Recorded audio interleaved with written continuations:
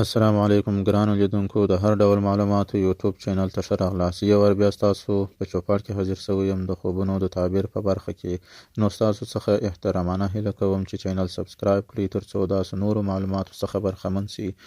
د خوبونو د تعبیر په دې برخه کې وایو چې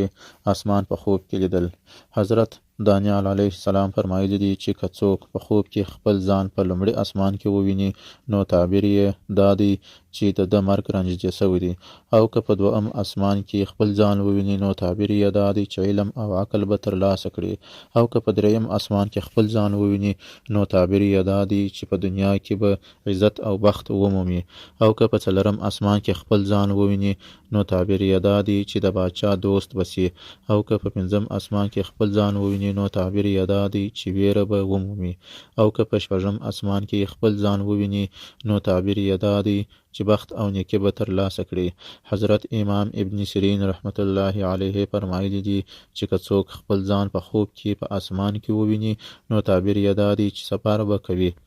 او په دې سفر کې به د دنیا عزت ترلاسه کړي، او که وویني چې د ځمکې او اسمان ترمنځ الوتې دي نو تعبیر یې دا دی چې د نعمت او برکت سفر به کوي.